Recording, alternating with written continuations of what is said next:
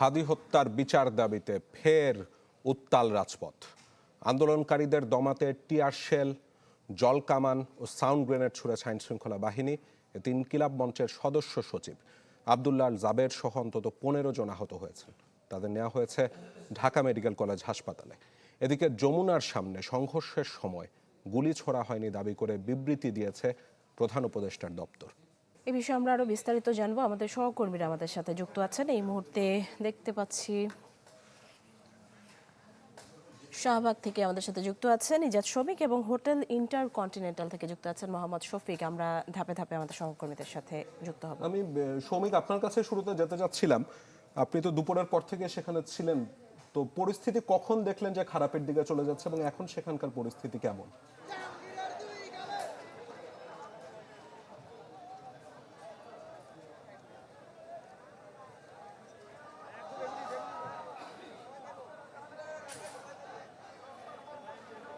ইনকিলাব মঞ্চের সহকর্মীদের, ইনকিলাব মঞ্চের যে সকল নেতাকর্মী যাদের উপর পুলিশি হামলা হয়েছিল, সেই পুলিশি হামলার পরপরই বলা যায় যে শাহবাগে ইনকিলাব মঞ্চের নেতাকর্মীরা যারা আহত হয়েছিলেন তাদেরকে প্রাথমিক চিকিৎসার জন্য ঢাকা মেডিকেল কলেজে নেওয়া হয় এবং এরপরে তার অন্যান্য যে সহকর্মীরা রয়েছেন তাদের উদ্যোগে ঢাকা বিশ্ববিদ্যালয় থেকে একটা বিক্ষোভ মিছিল নিয়ে শাহবাগে আসা হয় এবং পরবর্তীতে এই মিছিলে আরও অনেকেই যোগ দেন।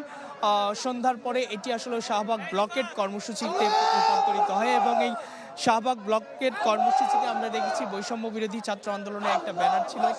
অন্যান্য সামাজিক, সাংস্কৃতিক এবং রাজনৈতিক সংগঠনের যারা ছিলেন তারা এখানে এসে জড়ো হয়েছেন এবং ঢাকা বিশ্ববিদ্যালয়ের সাবেক শিক্ষার্থী সহ বিভিন্ন শিক্ষা প্রতিষ্ঠানের শিক্ষার্থীরা এখানে এসে জড়ো হয়েছেন এবং তারা তাদের মুখে যে দাবিটি সেটি হচ্ছে যে শরীফ ওসমান হাদির হত্যার যে বিচার, সেই বিচার যেন জাতিসংঘের তত্ত্বাবধানে একটি তদন্ত হয় এবং এর দাবিতে অর্থাৎ হত্যাকারী যারা রয়েছেন বা খুনি যারা রয়েছেন, যারা ইতিমধ্যে ভারতে পালিয়ে আছেন, তাদেরকে ভারত থেকে দেশে এনে বিচারের মুখোমুখি করার দাবি করছেন এবং একই সঙ্গে তারা অন্তর্বর্তী সরকারের দুজন উপদেষ্টা, বিশেষ করে আইন উপদেষ্টা আসিফ নজরুল এবং স্বরাষ্ট্র উপদেষ্টা জাহাঙ্গীর আলম তাদের পদত্যাগ দাবি করছেন এবং বলছেন যে এই হত্যাকাণ্ডের পিছনে যারা রয়েছেন এই দুই উপদেষ্টার কারণে অনেকটাই বাধাগ্রস্ত হচ্ছে এই বিচার। সানশাইন আটা ময়দা সুজি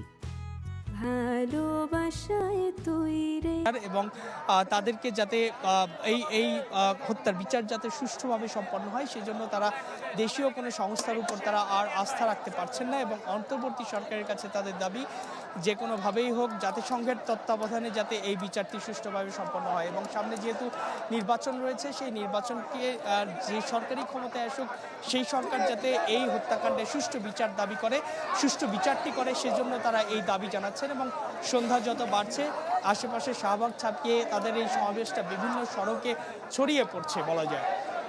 শৌমিক, আপনাকে ধন্যবাদ।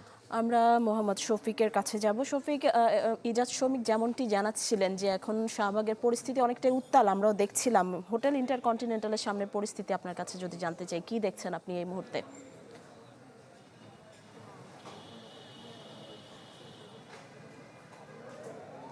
বিকেল 5:30টার পর থেকেই আইন শৃঙ্খলা রক্ষাকারী বাহিনী তারা অনেকটা শান্তিতে রয়েছে বলা যায়। অর্থাৎ বিকেল 4টার দিকে ইনকিলাব মঞ্চের নেতাকর্মীরা যখন যমুনার দিকে যেতে চায়, ঠিক সেই সময়টা থেকেই কিন্তু এই যে বিশৃঙ্খল পরিস্থিতি সেটি তৈরি হয় এই ইনকিলাব মঞ্চ, এই ইন্টারকন্টিনেন্টাল মোড় এলাকায়। এর আগ পর্যন্ত কিন্তু ঠিকই ছিল, অর্থাৎ 4টার দিকেই যখন তারা যমুনার দিকে যেতে উদ্ভূত হয় এরপর থেকেই আইনশৃঙ্খলা রক্ষাকারী বাহিনী তারা জলকামান নিক্ষেপ, সাউন্ড গ্রেনেড এবং লাঠিচার্জ সহ আসলে যারা আন্দোলন করছিলেন তাদের উপরে চড়া হয়। এর ফলে যেটি হয় যে আন্দোলনকারীরা কিন্তু এই এলাকার অর্থাৎ বাংলা মোটর, শাহবাগ এবং ইন্টারকন্টিনেন্টাল এই এলাকাটিতে বিভিন্ন জায়গায় তারা ছড়িয়ে যেতে বাধ্য হয়, তাদেরকে পিছু হটতে বাধ্য করা হয়।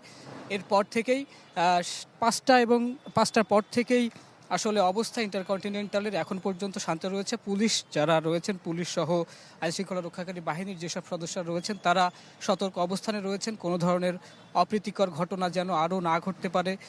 যমুনার সামনে আমরা জেনেই থাকবেন যে যমুনার সামনে কোনো ধরনের সমাবেশ করা কিন্তু নিষিদ্ধ। তো সেই জিনিসটি যেন বজায় থাকে, কোনো ধরনের আন্দোলনকারী বা কেউ দাবি আদায় করতে যেন যমুনার সামনে না আসে, সেই বিষয়টিকে তারা আসলে খুব পুঙ্খানুপুঙ্খভাবেই বজায় রাখার চেষ্টা করছেন, যেন কেউ এসে আসলে বিশৃঙ্খল পরিস্থিতি তৈরি করতে না পারে যমুনার সামনে, সেটিতে তারা কিন্তু নিয়োজিত রয়েছে। এবং এই মুহূর্তে তাদের আসলে ব্যস্ত সময় যাচ্ছে না, তারা একটু অলস সময় পার করছে এবং তারা এই মুহূর্তে ইন্টারকন্টিনেন্টাল মোড় আসলে শান্তিপূর্ণ অবস্থায় রয়েছে এবং যান চলাচল স্বাভাবিক রয়েছে, তবে শাহবাগ মোড়ে গিয়ে যানগুলোকে একটু বেগ পোহাতে হচ্ছে।